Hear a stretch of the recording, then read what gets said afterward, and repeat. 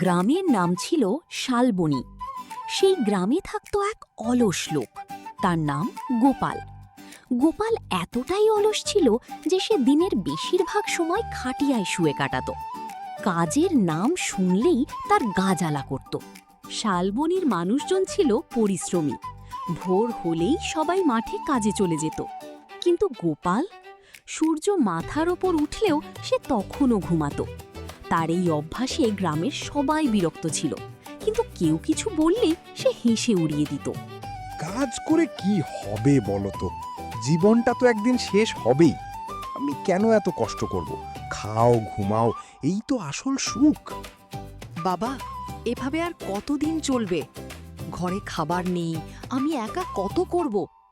তুই যদি একটু কাজ করিস তাহলে আমাদের দিনটা ভালো কাটবে। মা, তুমি তো আছোই। তুমি একটু বেশি কাজ করলেই তো হয়ে যায়। আমি গেলে কি এমন বড় পরিবর্তন হবে? মায়ের চোখে জল এসে গেল, কিন্তু গোপাল তা দেখেও যেন কিছুই বুঝল না। দিন কেটে যেতে লাগলো, আর গোপালের অলসতা বাড়তেই লাগলো। একদিন গ্রামের প্রধান সিদ্ধান্ত নিলেন গোপালকে একটা শিক্ষা দিতে হবে। গোপাল, আমরা ঠিক করেছি তুই যদি 1 সপ্তাহ কাজ না করিস তাহলে তোকে গ্রাম থেকে বের করে দেওয়া হবে। এইটুকু কথা? আমি তো কাজ করতেই পারবো না। বের করে দাও, দেখি কি হয়। গ্রামের লোকেরা অবাক হয়ে গেল। কেউ ভাবতেই পারেনি গোপাল এতটা জেদি হতে পারে। কিন্তু গোপাল নিজের মতোই রইল। পরদিন থেকে গ্রামের কেউ তাকে সাহায্য করল না, খাবারও দিল না। আজ না খেলে কাল খেয়ে নেব, এত চিন্তার কি আছে? কিন্তু দ্বিতীয় দিন, তৃতীয় দিন খাবার না পেয়ে গোপালের শরীর দুর্বল হয়ে পড়ল। তখন সে বুঝতে শুরু করল অলসতার ফল কত ভয়ঙ্কর হতে পারে। 3 দিন না খেয়ে গোপালের শরীর একেবারে দুর্বল হয়ে পড়েছিল। তার চোখের নিচে কালো দাগ, গলা শুকিয়ে গেছে। আগে যে গোপাল কাজের কথা শুনলেই হাসত, এখন সে শুধু একটা জিনিসই ভাবছে, খাবার। এভাবে আর কতদিন চলবে? পেটটা যেন আগুনের মতো জ্বলছে। যদি একটু খাবার পেতাম। সে ধীরে ধীরে গ্রামের বাইরে বেরিয়ে পড়ল। পথে হাঁটতে হাঁটতে সে এক বৃদ্ধ কৃষককে দেখতে পেল, যিনি একা মাঠে কাজ করছিলেন। কে রে তুই? এই অবস্থায় কোথায় যাচ্ছিস? কাকু, আমি খুব ক্ষুধার্ত। 3 দিন কিছু খাইনি। একটু খাবার যদি দিতেন। বৃদ্ধ লোকটি গোপালের দিকে ভালো করে তাকালেন। তার চোখে করুণা দেখা গেল, কিন্তু সাথে সাথে কঠোরতাও ছিল। খাবার তো পাবি, কিন্তু তার আগে তোকে একটু কাজ করতে হবে। এই জমিটা একটু পরিষ্কার করে দে, তারপর আমি তোকে খেতে দেব। কাজ? আমি তো কখনো কাজ করিনি, কিন্তু এখন তো উপায় নেই। ক্ষুধার জ্বালায় গোপাল প্রথমবারের মতো কাজ করতে রাজি হল। সে ধীরে ধীরে মাটি পরিষ্কার করতে লাগল। তার হাত কাঁপছিল, শরীর দুর্বল ছিল, কিন্তু সে থামল না। এত কষ্ট মানুষ প্রতিদিন এটা কিভাবে করে? ঘণ্টাখানেক কাজ করার পর গোপাল ক্লান্ত হয়ে মাটিতে বসে পড়ল। তার শরীর ঘামে ভিজে গেছে, কিন্তু তার মনে একটা নতুন অনুভূতি জন্ম নিল, নিজের পরিশ্রমের মূল্য। দেখলি তো, কাজ করা এত সহজ নয়, কিন্তু পরিশ্রম করলে তার ফলও মেলে। হ্যাঁ কাকু, আমি বুঝতে পারছি। আগে কখনো এভাবে ভাবিনি। বৃদ্ধ কৃষক তাকে ভাত আর সবজি খেতে দিলেন। গোপাল যখন খেতে শুরু করল, তার চোখে জল এসে গেল। এটা যেন জীবনের সবচেয়ে সুস্বাদু খাবার। সেদিন রাতে গোপাল প্রথমবার ভাবতে লাগল, সে কি এতদিন ভুল পথে ছিল? আমি যদি আগে থেকেই একটু কাজ করতাম, তাহলে আজ এই দিন দেখতে হতো না। আমি কি বদলাতে পারি? এই প্রশ্নটাই গোপালের জীবনের মোড় ঘুরিয়ে দিল। সে সিদ্ধান্ত নিল, পরের দিন থেকে সে নতুনভাবে শুরু করবে। পরের দিন ভোরে যখন গ্রামের মানুষজন ঘুম থেকে উঠছিল, গোপাল তখনই জেগে গেল। এত সকালে সে কখনো ওঠেনি। শরীরটা এখনো দুর্বল, কিন্তু তার মনে এক নতুন ইচ্ছা, নিজেকে বদলানোর ইচ্ছা।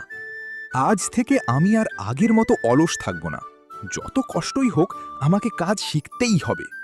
সে সোজা সেই বৃদ্ধ কৃষকের কাছে চলে গেল, যিনি তাকে আগের দিন খাবার দিয়েছিলেন। কাকু, আমি আবার এসেছি। আপনি কি আমাকে কাজ শেখাবেন? আমি সত্যিই বদলাতে চাই। বদলাতে চাস?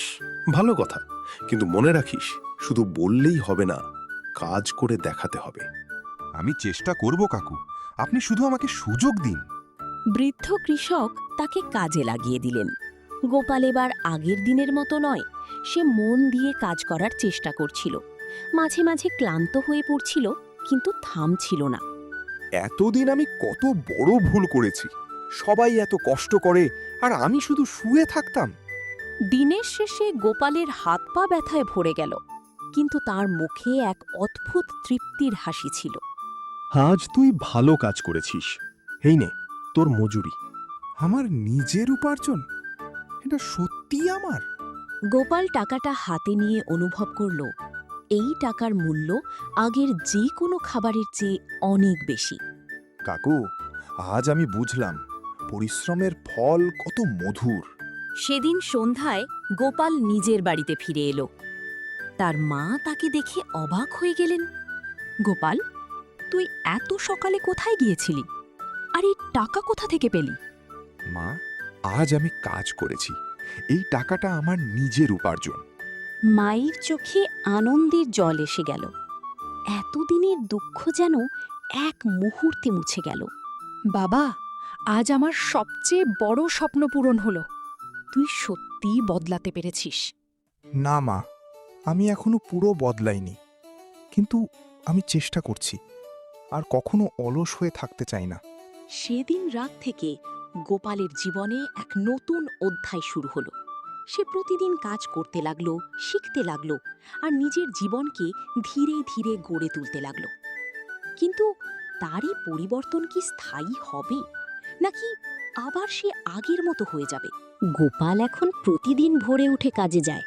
গ্রামের মানুষও তার এই পরিবর্তন দেখে অবাক হয়ে গেছে। যে ছেলে একসময় খাটিয়া ছাড়ত না, সে এখন মাঠে ঘাম ঝরাচ্ছে।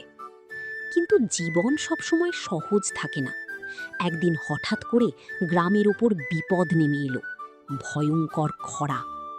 সবাই শুনে রাখো, বৃষ্টি না হওয়ায় আমাদের ফসল নষ্ট হয়ে যাচ্ছে।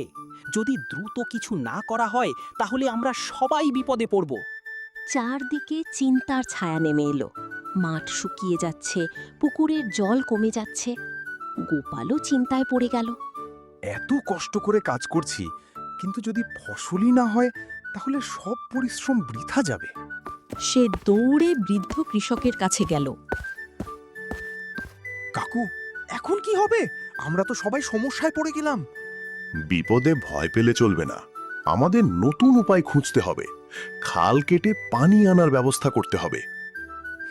খাল কাটতে তো অনেক কষ্ট হবে, কিন্তু আর কোনো উপায়ও নেই। গ্রামের সবাই মিলে খাল কাটার সিদ্ধান্ত নিল। কাজটা খুব কঠিন ছিল।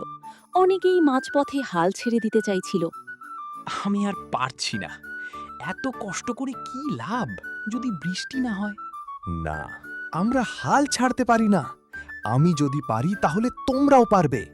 আমরা একসাথে চেষ্টা করলে অবশ্যই সফল হব। সবাই গোপালের কথা শুনে নতুন করে সাহস পেল। তারা আবার কাজ শুরু করল। গোপাল নিজেও প্রাণপণে কাজ করতে লাগলো। আগে আমি কিছুই করতাম না, কিন্তু আজ আমি সবার সাথে লড়াই করছি। এটাই আমার নতুন জীবন। দিনের পর দিন কঠোর পরিশ্রমের পর অবশেষে খাল কাটা শেষ হলো। দূরের নদী থেকে পানি এসে মাঠে পৌঁছাতে শুরু করলো। আমরা পেরেছি। এই সাফল্যের বড় অংশ গোপালের। হ্যাঁ, গোপাল না থাকলে আমরা এত দূর আসতে পারতাম না। গোপাল লজ্জা পেয়ে মাথা নিচু করল। একসময় যে লোকটাকে সবাই অলস বলে অবজ্ঞা করত, আজ সে সবার নায়ক। না, এটা শুধু আমার নয়, আমরা সবাই মিলে এই কাজ করেছি। সেদিন গোপাল বুঝতে পারল, একসাথে কাজ করলে বড় বড় সমস্যাও সমাধান করা যায়। খাল কেটে পানি আনার পর গ্রামের অবস্থা ধীরে ধীরে ভালো হতে শুরু করল। শুকিয়ে যাওয়া জমিতে আবার সবুজের ছোঁয়া ফিরল। সবাই খুশি, আর গোপাল এখন গ্রামের একজন পরিশ্রমী ও সম্মানিত মানুষ। কিন্তু মানুষের জীবন সবসময় একরকম থাকে না। এবার গোপালের জীবনে এলো নতুন পরীক্ষা, লোভের পরীক্ষা। একদিন শহর থেকে এক ধনী ব্যবসায়ী গ্রামে এলো। তার নাম ছিল রমেশ। সে গ্রামের জমি কিনে বড় কারখানা বানাতে চায়। আমি তোমাদের জমি ভালো দামে কিনতে চাই। তোমরা যদি রাজি হও তাহলে সবাই অনেক টাকা পাবে। গ্রামের অনেকেই এই প্রস্তাবে লোভে পড়ে গেল। এত টাকা তারা আগে কখনো দেখেনি। কিন্তু কিছু মানুষ দ্বিধায় ছিল। জমি বিক্রি করলে তাদের ভবিষ্যৎ কি হবে? এত টাকা দিলে তো আমাদের আর কষ্ট করতে হবে না, জমি বিক্রি করাই ভালো। গোপাল সব শুনে চুপ করেছিল। তার মনে দ্বন্দ্ব শুরু হলো। আমি যদি এই টাকা নিই তাহলে সহজেই আরাম করে জীবন কাটাতে পারবো, কিন্তু এই জমি তো আমাদের জীবন, আমাদের পরিশ্রমের ফল। সে বৃদ্ধ কৃষকের কাছে গেল পরামর্শ নিতে। কাকু, আমি বুঝতে পারছি না, আমাদের কি জমি বিক্রি করা উচিত? গোপাল, সহজ পথ সবসময় সঠিক পথ নয়। আজ টাকা পেয়ে খুশি হবি, কিন্তু কাল কি হবে? জমি ছাড়া তুই কি টিকে থাকতে পারবি? এই কথাগুলো গোপালের মনে গভীরভাবে গেঁথে গেল। আপনি ঠিকই বলেছেন কাকু, আমি আবার ভুল পথে যেতে চাই না। পরদিন গ্রামে সভা বসল।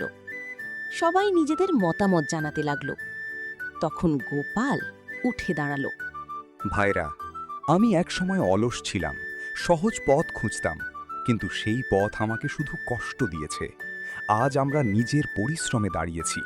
যদি আমরা এই জমি বিক্রি করে দিই তাহলে আমরা আবার সব হারাবো। সবাই চুপ হয়ে গেল। গোপালের কথা তাদের ভাবতে বাধ্য করল। গোপাল ঠিকই বলছে। আমরা যদি জমি বিক্রি করি তাহলে ভবিষ্যতে কি করব? অবশেষে গ্রামের মানুষ সিদ্ধান্ত নিল তারা জমি বিক্রি করবে না। তোমরা বড় ভুল করছো, এমন সুযোগ আর পাবে না। হয়তো আমরা টাকা হারাচ্ছি, কিন্তু আমাদের ভবিষ্যৎ বাঁচাচ্ছি। রমেশ রাগ করে চলে গেল। কিন্তু গ্রামের মানুষ গোপালের প্রতি আরও বেশি শ্রদ্ধাশীল হয়ে উঠল। বাবা, আজ তুই শুধু নিজের নয়, পুরো গ্রামের ভবিষ্যৎ বাঁচিয়েছিস। মা, আমি শুধু আমার ভুল থেকে শিখেছি। এখন আমি সঠিক পথে চলতে চাই। এই ঘটনায় গোপাল প্রমাণ করল সে আর আগের অলস, দায়িত্বহীন মানুষ নেই। সে এখন একজন বুদ্ধিমান ও দায়িত্বশীল নেতা। কিন্তু তার জীবনের যাত্রা এখানেই শেষ নয়। সময়ের সাথে সাথে গোপাল পুরো গ্রামের একজন আদর্শ মানুষ হয়ে উঠল। যে মানুষ একসময় অলসতার জন্য পরিচিত ছিল, আজ সে পরিশ্রম, বুদ্ধি আর সততার প্রতীক। গ্রামের মানুষ এখন যে কোনো সমস্যায় গোপালের কাছে যায়। কিন্তু এবার তার জীবনে এলো সবচেয়ে বড় পরীক্ষা, দায়িত্বের পরীক্ষা। একদিন গ্রামের প্রধান অসুস্থ হয়ে পড়লেন। তিনি আর আগের মতো কাজ করতে পারছিলেন না। তখন গ্রামের মানুষ নতুন প্রধান নির্বাচন করার কথা ভাবতে লাগল। আমাদের এমন একজনকে প্রধান করতে হবে যে সৎ আর পরিশ্রমী। আমার মনে হয় গোপালই সবচেয়ে যোগ্য। সে আমাদের অনেকবার বিপদ থেকে বাঁচিয়েছে। সবাই একসাথে গোপালের নাম প্রস্তাব করল। গোপাল এই কথা শুনে অবাক হয়ে গেল। আমি আমি কিভাবে প্রধান হব? আমি তো একসময় কিছুই করতাম না। মানুষ ভুল করেই শেখে। তুই নিজের ভুল বুঝে নিজেকে বদলেছিস, এইটাই তো সবচেয়ে বড় গুণ। গোপাল কিছুক্ষণ চুপ করে রইল। তারপর ধীরে ধীরে মাথা নাড়ল। যদি তোমরা সবাই বিশ্বাস করো তাহলে আমি চেষ্টা করব এই দায়িত্ব ঠিকভাবে পালন করতে। গোপাল নতুন গ্রামের প্রধান হল। সে খুব সততার সাথে কাজ করতে লাগল। গ্রামের রাস্তা মেরামত করল, নতুন কুয়া খনন করল আর সবার জন্য ভালো ব্যবস্থা করল। আমরা সবাই মিলে কাজ করলে আমাদের গ্রাম আরও উন্নত হবে। কেউ অলস হয়ে বসে থাকব না, সবাই কিছু না কিছু কাজ করব। গ্রামের মানুষ তার কথা মেনে চলতে লাগল। শালবনী ধীরে ধীরে একটি উন্নত ও সুখী গ্রামে পরিণত হল। বাবা, আজ আমি তোর জন্য গর্বিত। তুই শুধু নিজের জীবন নয়, পুরো গ্রামের জীবন বদলে দিয়েছিস। মা, এটা তোমার শিক্ষার ফল। তুমি না থাকলে আমি কখনো বদলাতে পারতাম না। একদিন সন্ধ্যায় গোপাল সেই পুরনো খাটিয়ার দিকে তাকিয়ে হাসল, যেখানে সে একসময় সারা দিন শুয়ে থাকত। অলসতা আমাকে কিছুই দেয়নি, কিন্তু পরিশ্রম আমাকে সব দিয়েছে, সম্মান, সুখ আর মানুষের ভালোবাসা। এইভাবেই গোপালের জীবনের যাত্রা শেষ হলো, একজন অলস মানুষ থেকে একজন আদর্শ নেতায় পরিণত হওয়ার গল্প।